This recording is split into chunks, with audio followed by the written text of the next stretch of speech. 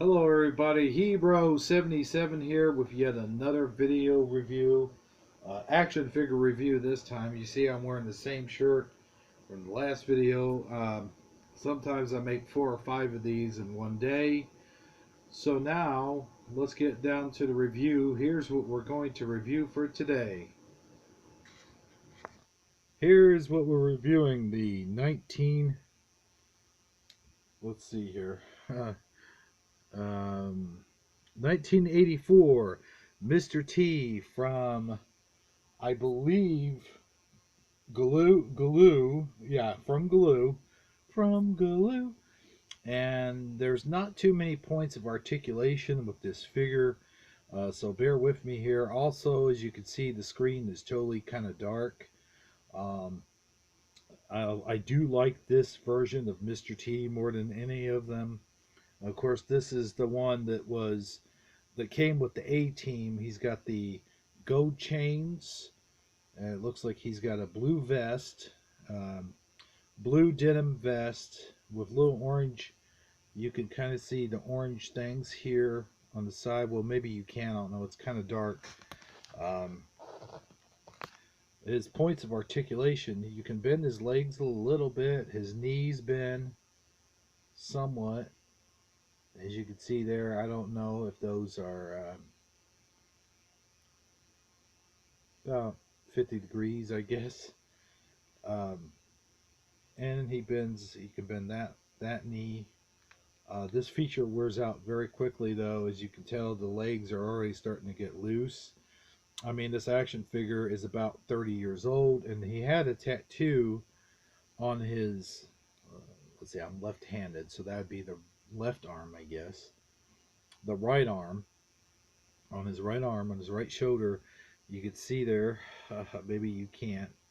But anyway, there's a tattoo right here, and it's kind of faded. Man, I don't know where my lighting is, but it's faded on that arm, and he's got earrings, but they're painted the same color as his skin, so you really can't see them. And as I said before, this is very dark. You can see he has a mouth there. It looks like they did almost like a purplish look to his mouth, because I guess red, even dark red, would have made it look like he's wearing lipstick. And let's see, let's get a close-up. Camera's over here.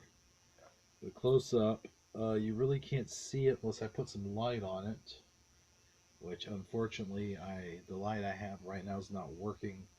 I should be able to put light on this camera, though. I'll do that in my next review. So anyway, yeah, he's a really dark Mr. T, and he's got the black pants with the orange cups there at the bottom of the pants, which suggests maybe he's wearing, like, I don't know, some kind of, these are probably the socks. The socks come up, they're white at the bottom, top orange. Although to me they don't really look like they're part of the socks, but they've got them in the same material. You can see the lines there on the top of the orange there for the socks. Those are, yeah, that's what those are supposed to be, part of the socks. Those are like, I don't know if you know about them, tube socks. We used to have those like in the 70s and 80s. And he's wearing what I believe are these kind of shoes, Converse. What's the name for them? These kind of shoes. But he's wearing those kind of shoes. But in the TV show, I don't think he wore those kind of shoes. It was Howling Mad Murdoch that had those shoes. They're Converse, but they're also called, oh man, I can't think of it right now. Sorry guys, my brain is froze. You can see the classic Mr. T mohawk on there. Now there was several different versions of Mr. T. There was a talking Mr. T that was about, I think he was about 12 inches tall. He could talk, and he had cloth material. I didn't have that one, however. I did have this one as a kid, And I think he's pretty neat. He's got the gold chains. He's got gold on his fingers there. He's got a gold chain bracelet on both arms. Maybe here, you see the arms real quick. Um, he is probably one of my favorite action figures as a kid growing up. Him and well, I've got the entire A Team. One of these days, I'll have to do a review with just the entire A Team, including the A Team band. These figures, each of these figures came with a little box of tools. I'm not quite particularly sure what tools he came with, um, but they came with a bag of tools and a backpack and maybe I think like a machine gun, which I have plenty of machine guns here. We can demonstrate. As you can see, he didn't have open hands. They had like little holes in the fist right there. So you could put just about like a machine gun or you put a tool in there. Let's stand him up real quick. The thing I didn't like about these guys, and the same problem with the He-Man figures as well, is there's no holes in their feet, so you can't really peg them, give them stands of any kind. Let's see.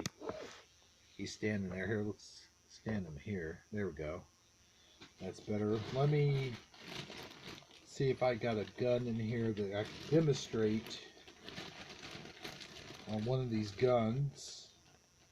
Like I said, he's just got the hole in his hand, so you have to put the, yeah, that's not going to fit.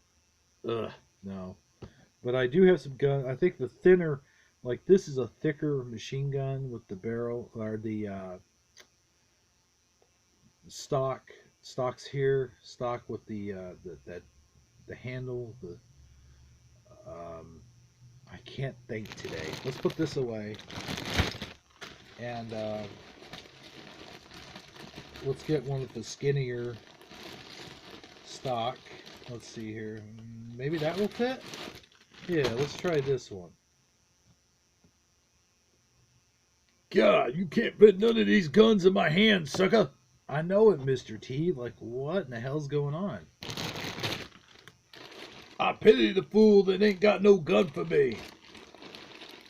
So, anyway, you get the gist of things, but none of these G.I. Joe guns seem to fit his hand, except I have some... Wait, what's this? No, let's see. I had some guns that I thought might do the trick, but I can't find them at this time. This might work. It's a little tiny... It's got a little tiny, like, stock or whatever. Skinny. There we go. Yeah. Now I got a machine gun, he should say. Ho, ho, ho. Now I have a machine gun. But he wouldn't talk like that. He'd be like, I got a machine gun now, fool. Now what you gonna do? I actually have the black machine guns that have the little, what I used to call the A logo there at the top, where at the very top of the barrel, which was more or less like kind of like a sight. But I don't think anyone has ever used those ever as sights. They just point and shoot, basically. And that's what they do in the TV show as well. They just point and shoot. I got an actual, oh, that's a little gun there. But yeah, I cannot find those skinny black guns I had that were like, oh, that one's got a scope on it. I have them. Like, I have tons of them. I just can't find them. I wonder if they're in my G.I. Joe. Yeah, I bet there's some in my G.I. Joe case. These guns just aren't doing it. Give me a proper machine gun, fool! So, we got... Anyway, that is my review of Mr. T, 1984 or 1985. Actually, this is 1983. So... These, I guess these figures all came out in different, of course they came out in different years, because you had, I think you had set one, which set one was of course Mr. T, Helen Murdoch, the cast. Oh, and also at that time you had G.I. Joe size A-Team figures. You had the 3 and 4, or the 3/4 inch A-Team figures, which were also available. And there was 2 vans that was made, and there was one for the 3/4 inch A-Team figures, and there was one for these kind of figures as well, bigger one. But the one for the 3/4 inch figures actually had a Mr. T sitting in the front in the driver's seat, which Mr. T did drive the van on the show. Most of the time, if not all, he was their driver. He was the fixer upper, the tuner. He could fix anything. He's the one that made all the crazy inventions that Colonel that I can't think today. Let's see, Colonel. We had Murdoch. We had Face Man, Mr. T, and Hannibal. We had okay. But Hannibal would make the plans. He'd make all these crazy traps and stuff, and this guy would be the guy that did all the heavy lifting. He did all the work. He was the muscle of the A-Team. You know, he could crash through doors and beat up all the guys. Like if they ever had like a fight with a bunch of guys and stuff, this would be their main man. B.A. Baracus was his name on the show. Of course, everyone always called them Mr. T when they would watch the show, and they had Mr. T cereal.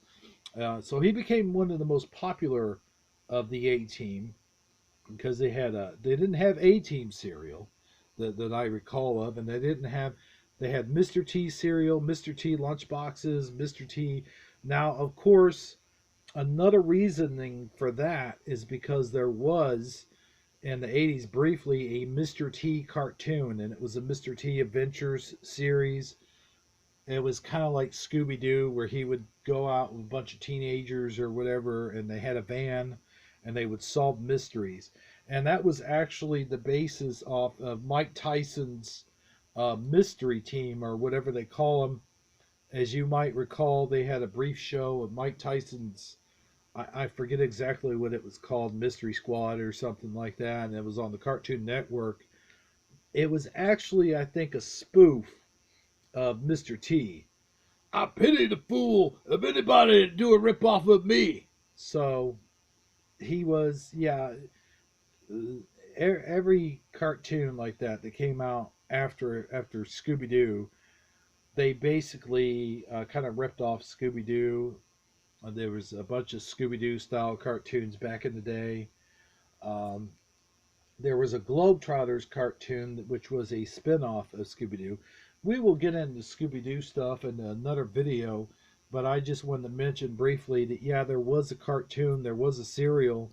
And in fact, there's a clip of you can go check it out. I think it's on YouTube. Pee-wee's Big Adventure uh, was the very first Pee Wee Herman movie, and that was a Tim Burton. Tim Burton directed. It was, I think, it was maybe one of the very first directed Tim Burton movies. So who knows? But yeah, I think he did that one, and then Big Top Pee Wee and Big Top Pee Wee. No one really. It wasn't received very well. But yeah, in the Pee Wee's Big Adventure, he has this contraction that makes him all these nice. It comes down here. It's one of those like mousetrap contractions, you know, or like something that Doc Brown would invent, and it would crack an egg into the skillet, and then they had bacon. And so he had like bacon and eggs and whatever, and he had those all on his plate. And then he looks over and he's got a Mr. T cereal box, and he does the voice like, I pity the fool doesn't eat my cereal. And then he pours cereal all over this like nice bacon and egg breakfast that his machine made for him. And then he just takes like a few bites of the Mr. T cereal. He just takes a few bites, and then that's it. He wipes his mouth and he's done. So yeah, a whole bunch of wasted food. Thanks a lot, Pee Wee, teaching kids how to waste food. Um, so that's basically it for this action figure review. I appreciate everybody for tuning in, watching. Don't forget to subscribe and thumbs up it if you like it, and check out the next one. Until next time, um, This is Hero 77 coming at you saying good night and good luck.